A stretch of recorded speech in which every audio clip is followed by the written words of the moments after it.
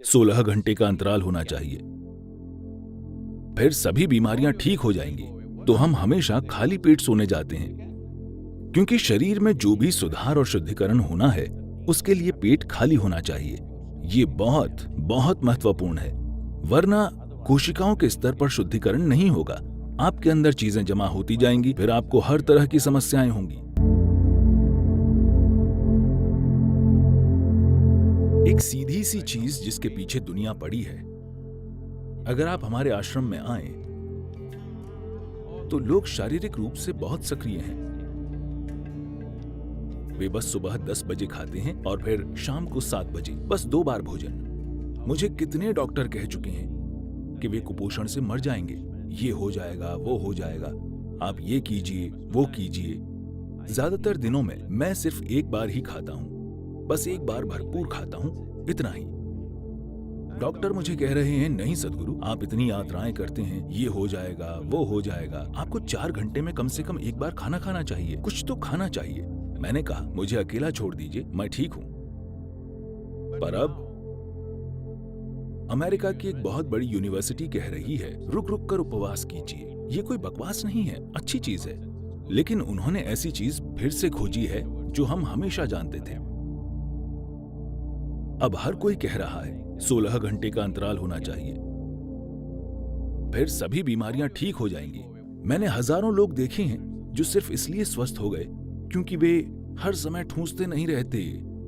जब पेट पहले से ही भरा हुआ हो, योग केंद्र में लोग हमेशा शारीरिक रूप से सक्रिय रहते हैं, तो दोपहर 3:30-4 बजे तक हर कोई बहुत भूखा हो जाता है। उन्हें बहुत भूख लगी होती है, लेकिन हम उसके साथ जीना सीख लेते हैं, क्योंकि खाली पेट होना और भूखा होना 2 अलग चीजें हैं। भूख का मतलब है आपकी ऊर्जा गिरने लगी है, पर खाली पेट होना अच्छा है। पेट खाली होने पर भी आपका शरीर और आपका दिमाग सबसे अच्छे से काम करते हैं। तो हम हमेशा से ये पक्का करते हैं कि हम इस तरह से खाएं, हम कितना खाएं कि खाना खाने के 2 से ढाई घंटे के बाद हमेशा हमारा पेट खाली हो जाए। तो हम हमेशा खाली पेट सोने जाते हैं, क्योंकि शरीर में जो भी सुधार और शुद्धिकरण होना है उसके लिए पेट खाली होना चाहिए।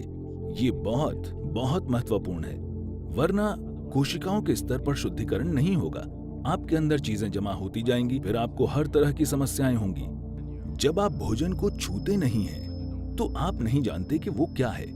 अगर भोजन छूने लायक नहीं है, तो मैं नहीं जानता कि वो खाने लायक कैसे होगा। हमें पहली चीज ये सिखाई गई थी कि जब भोजन सामने आए तो उस पर कुछ पल के लिए अपने हाथ रखो, बस महसूस करो कि भोजन कैसा है। अगर मेरी प्लेट पर कुछ आता है तो उसे महसूस करके मैं जान जाता हूं कि क्या खाना है और क्या नहीं खाना। जो भोजन आपका हिस्सा बनने वाला है, सबसे पहली चीज आपके हाथ है। अगर उसे आप नहीं भी छूते हैं तो बस वहां सचेतन होकर होने से साफ पता चल जाएगा कि भोजन आपके अंदर कैसा बर्ताव करेगा। ये भोजन इस दिन आपके अंदर जाना चाहिए या नहीं, क्योंकि हर दिन आपका शरीर वही नहीं होता। हर दिन हर पल ये अलग होता है। अगर आप भोजन को महसूस करें तो आप जान जाएंगे कि आज इस भोजन को आपके अंदर जाना चाहिए या नहीं। अगर इतनी जागरूकता आ जाती है तो हमें लोगों को ये बताने की जरूरत नहीं होगी कि उन्हें क्या खाना चाहिए। अपने भोजन को चुनना और खाना, ये दोनों चीजें सचेतन होकर कीजिए। आप क्या खाते हैं उतना ही महत्वपूर्ण है कि आप कैसे खाते हैं। जब मैं कहता हूं कि आप कैसे खाते हैं, तो ये सभी जीवित चीजें हैं। उनमें से हर एक का अपना जीवन था, चाहे वो सब्जी हो, जानवर हो या पौधा हो, हर किसी का अपना जीवन था। अब आप उसे एक तरीके से भोजन बना दे रहे हैं, तो आपको उसे चरम कृतज्ञता के साथ खाना चाहिए।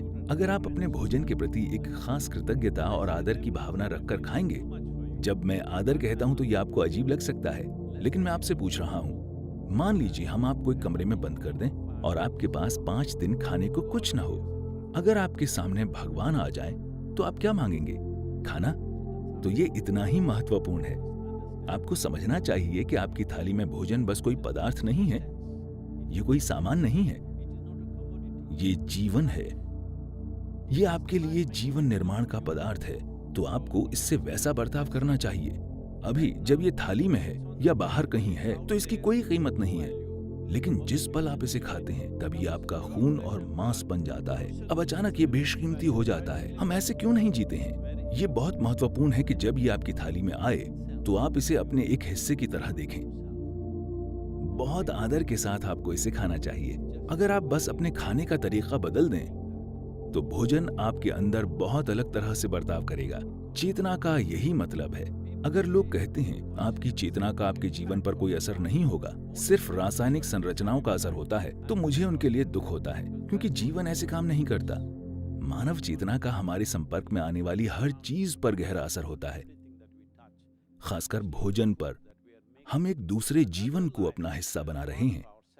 जब हम ऐसा काम करते हैं तो ये बहुत महत्वपूर्ण है कि हम उसके साथ बहुत कृतज्ञता और आदर का बर्ताव करें। मैं आपको बताना चाहता हूँ कि अच्छी आदत और बुरी आदत जैसा कुछ नहीं होता। आदत का मतलब है आप अचेतन होकर काम कर रहे हैं। अगर आप अचेतन होकर काम करते हैं तो ये खराब चीज है, क्योंकि इंसान होने के पूरे मायने यही हैं कि हम सचेतन होकर काम करने में सक्षम हैं।